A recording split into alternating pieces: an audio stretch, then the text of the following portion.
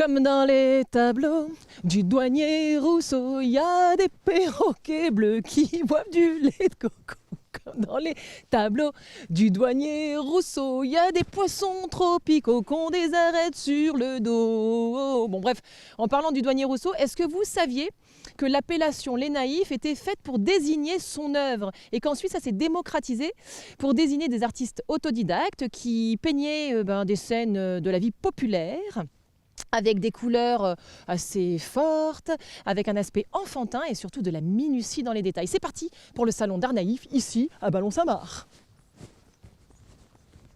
Alors, je suis avec Jean-Pierre Jeunet. Bonjour Jean-Pierre, ça va bien? Très bien, je vous remercie. Alors, apparemment, vous êtes l'instigateur de cet événement formidable. Avec mon ami Jean-Jacques surtout. Ah, vous voulez dire le moustachu à côté de vous là? Voilà. Je l'ai initié à l'art naïf. Alors, au début, il était un peu réticent. Et puis, comme dans ça, il a une élève qui fait de l'art naïf, une petite grand-mère. Donc, je lui ai dit, mais tu fais un salon d'art naïf. Alors, bonjour Jean-Jacques, quel est votre rôle, vous, dans cette histoire? Bonjour, moi je suis co-organisateur avec Jean-Pierre pour l'exposition. On a eu l'idée l'an passé de faire cette exposition pour changer un petit peu et puis pour présenter de nouvelles choses au public. Et c'est comme ça que l'idée est venue avec Jean-Pierre, qui a activé son réseau de peintres. Oui, parce que c'est quand même une grande première en Sarthe. On n'a jamais eu un salon de cet ordre d'art naïf. Non, jamais. Il y a eu des petites expositions, mais pas configurées comme celle-ci. Alors, on est vraiment dans l'art naïf jusqu'au bout des orteils chez Jean-Pierre. Et je pèse mes mots. Qu'est-ce que c'est que ces chaussures, Jean-Pierre? J'avais des chaussures qui étaient réformées et puis je les ai peintes et je les ai vernies et je leur ai donné une seconde vie.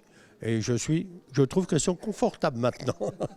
Alors, en parlant d'art naïf, Jean-Pierre, l'art naïf, ce n'est pas qu'une forme d'art, on va dire ça comme ça? Non. Vous savez, dans l'art naïf, il y a autant de formes de naïf qu'il y a de personnes parce que chacun s'exprime différemment avec ses couleurs, avec ses sujets. Tous les gens sont différents, mais malgré tout, il y a quand même un fil conducteur, c'est-à-dire le rêve. Les gens font du rêve, ils font du beau, de belles choses, et on souhaite toujours entraîner les visiteurs un petit peu dans notre monde. Voilà. C'était toujours un monde de rêve, de poésie et d'innocence aussi. L'innocence, l'enfance, le côté enfantin. Alors moi j'ai envie qu'on rentre dans le vif du sujet, Jean-Pierre, Jean-Jacques. Ajouter quelque chose, je voudrais dire quand même que moi je peins pas naïf, mais j'aimerais. C'est pas difficile le naïf, c'est très difficile. C'est très minutieux dans le détail et ça paraît simple, mais en fait ça l'est pas. C'est de la création à 100%, quoi. Et donc moi je suis pas dans ce domaine, mais j'aimerais. Mais bon, c'est un rêve peut-être qui sera jamais accompli. Il faut essayer. Le principal, c'est d'essayer, comme disait Jean-Pierre de Coubertin. Il faut savoir que le salon, c'est un salon international. Oui, alors justement, c'est ça qui est intéressant, c'est qu'apparemment, il y a des artistes qui sont exposés au Japon, au Canada, aux États-Unis, qui sont là aujourd'hui. Oui.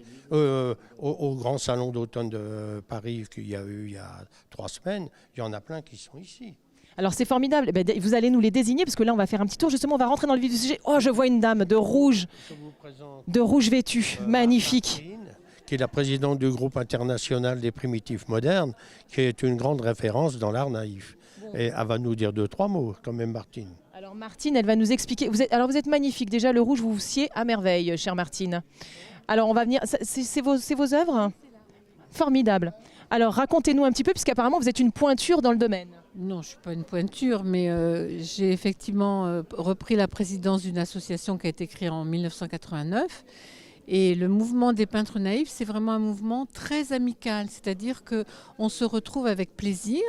Et comme ça, j'ai animé cette association, j'ai fait des biennales d'art naïf pendant plus de 20 ans, donc tout le monde me connaît. C'est dans ce sens que Jean-Pierre vous dit ça. Mais autrement, je ne suis pas une pointure, je suis au même niveau que tout le monde. Je fais ce que j'ai dans le cœur et puis c'est tout. Voilà, l'art naïf, c'est ça. Alors justement, vous, puisque Jean-Pierre disait qu'il y avait différents types d'art naïf finalement, parce que c'est chacun son ressenti. Moi, par exemple, j'ai un naïf entre guillemets classique, c'est-à-dire que c'est très figuratif, c'est très dessiné. Moi, c'est comme ça. Quand j'ai commencé à peindre, j'ai peint comme ça. C'est une grande chance.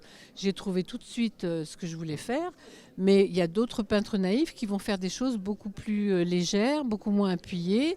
Il y a des naïfs qui sont imaginaires. Vous verrez un petit peu plus loin le stand de Michel Naz. C'est complètement surréaliste, mais il y a de la poésie et il y a la même âme que chez les naïfs. Donc c'est pour ça, et c'est très bien, Jean-Pierre Jeunet et puis Jean-Jacques Champeau, ils ont réuni des peintres qui sont tous naïfs, mais complètement différents. Et alors vous, comment vous travaillez? C'est de la peinture À l'huile. Moi, j'ai commencé à l'huile et je vais toujours continuer à l'huile parce que pour les couleurs que j'ai, je trouve que l'huile se prête mieux que l'acrylique. Mais ça, c'est un goût personnel. Voilà. Oui, mais tout de même, il y a une des particularités du naïf, c'est quand même justement des couleurs assez vives. La plupart du temps, j'ai rarement vu un naïf avec des couleurs sombres et j'ai rarement vu un naïf avec des scènes tristes. C'est tout. C'est pour ça qu'on a coutume de dire qu'on voit les choses un peu d'une façon idéalisée, tout le monde est gentil, tout le monde s'aime, etc. C'est pour ça qu'on nous dit qu'on est naïf comme des enfants. Mais non, c'est pas qu'on est comme des enfants, c'est que nous, on rêve d'un monde qui soit comme ça. Et tout ce qui est noir, tout ça, on veut pas le voir. On veut montrer aux gens quelque chose qui est beau. Et quand on voit un jour de pluie comme ça, quelqu'un qui rentre dans l'exposition, qui est devant votre tableau, et au bout de 5 minutes, il a les lèvres là qui commencent à s'ouvrir, Qui voyagent. et bien on se dit, ben voilà, c'est ça notre boulot. C'est La couleur, ça met de la chaleur dans le cœur. Exactement, exactement. Donc l'acrylique, quand même, c'est plus. Alors, l'acrylique, il y a des peintres, là vous en trouverez, qui travaillent à l'acrylique et qui travaillent très bien à l'acrylique, mais moi ça ne me convient pas parce que l'acrylique, il faut travailler très vite. C'est un petit peu comme l'aquarelle. L'aquarelle, il faut travailler très vite. Moi, il me faut mon temps, il me faut faire mes couleurs, mes mélanges, etc. Et l'huile se prête mieux pour moi que l'acrylique. Mais ça, c'est un choix personnel. Vous trouverez là des peintures à l'acrylique qui sont extraordinaires. En tout cas, vos œuvres sont en adéquation avec vous, puisque vous êtes merveilleusement, vous êtes en couleur. C'est beau, ça met du baume au cœur, surtout l'hiver, exactement. Alors, on va continuer notre petit tour. Merci beaucoup, Martine. Merci 1000 fois. On continue notre petit tour. Alors Jean-Pierre, alors Michel Naz dont parlait Martine. Qui est, lui, est dans le fantastique. Vous voyez un petit peu son Donc on travail. est toujours dans l'art naïf, mais fantastique cette fois-ci. Toujours avec un peu de poésie, avec toujours là. Et l'artiste, il est là en plus, vous voyez. Vous voulez bien nous dire un mot, cher monsieur, mais nous expliquer un petit peu de quoi vous vous êtes inspiré, vous, qu'est-ce qui vous... Bah, écoutez, quand j'étais jeune, j'étais très sensible à Jules Verne. Et j'ai lu c'était d'ailleurs le premier film, c'était 20 milieux sous les mers, qui était en cette espèce d'histoire avec des images du film, du premier film de Jules Verne. Et j'ai toujours été attiré par les sous-marins, le Nautilus, Capitaine Nemo, tout ce qui était les grosses pieuvres, les choses comme ça. Et comme c'était un univers assez feutré dans le sous-marin, il y avait des intérieurs un peu particuliers, tout ça. Ça m'a vraiment marqué, c'est quelque chose qui m'a marqué profondément à mes débuts. Et après, j'ai toujours continué. Quand j'ai commencé à peindre, je n'avais pas de technique. Alors il y avait moins de sujets, c'était un peu plus... Et puis avec le temps, ça a évolué. Et j'aime bien placer... commence par un élément et après je développe une histoire autour. Alors, c'est magnifique, hein, ça fait voyager, ça fait rêver et ça ramène à l'enfance encore une fois, Jules Verne. Je suis peut-être resté enfant, vous voyez, je souhaite... Maintenant, j'arrive à un certain âge et je ne souhaite pas changer. Si je veux rester enfant jusqu'au bout, j'aurai réussi ma vie, si vous voulez. Mais vous avez bien raison, parce que garder son âme d'enfant, c'est ce qui est le plus important, parce qu'on s'émerveille encore des choses. C'est vrai, et surtout à l'heure actuelle, c'est vrai que tel qu'on voit les choses. Alors, si je peux, je vous dis, c'est vraiment, j'essaye de conserver pour pas devenir, parce je peux devenir un vieux con en vieillissant, mais je ne souhaite pas. C'est bien, mais non, on ne coupe pas, nous, chez nous, non, on ne coupe pas. Direct, non? C'est pareil. Ah bon, c'est pareil. Bon, alors coupez.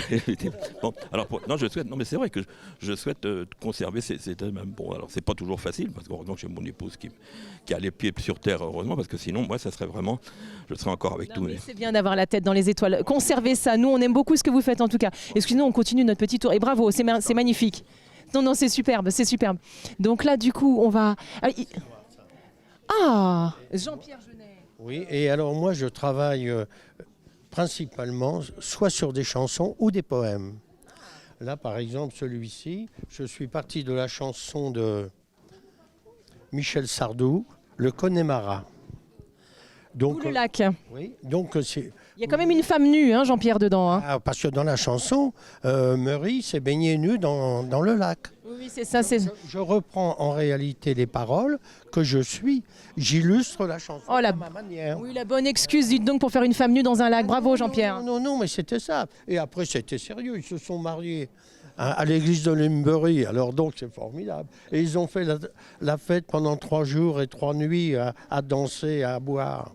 Voilà. Et là, celui-ci, je suis parti de la chanson de Claude Nougaro, Toulouse. C'est pour ça que c'est... Toulouse, la belle Toulouse, le rouge. Donc l'eau verte du canal du Midi, la rue des Minimes, le Capitole, voilà. Je travaille comme ça. Et moi, je ne travaille qu'avec des pigments naturels. Ah. C'est-à-dire, c'est moi qui fais les couleurs. Je broie, je fais mes liants. Et donc, ça me permet d'avoir des couleurs très douces, très chaudes, pas agressives. Alors maintenant, il paraît qu'il y a une doyenne ici. On va aller voir la doyenne quand même. On va aller voir la doyenne. Comment s'appelle-t-elle cette doyenne? C'est Marguerite. Marguerite. Alors Marguerite qui est donc aussi une référence parce qu'elle, c'est la locale. C'est la locale de l'étape. C'est la locale et je dirais que c'est presque...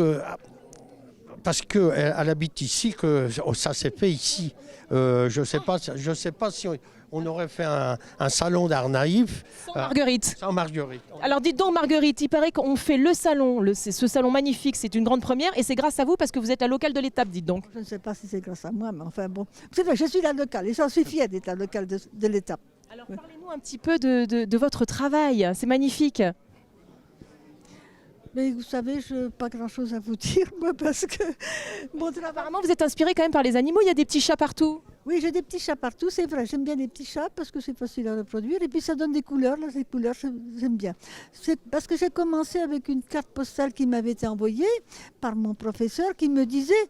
Au dos de la carte postale, bonjour, je fais un beau voyage, mais une idée de toile pour Marguerite. Donc je me suis inspirée. Je n'ai pas copié exactement, mais je me suis inspirée seulement de cette toile.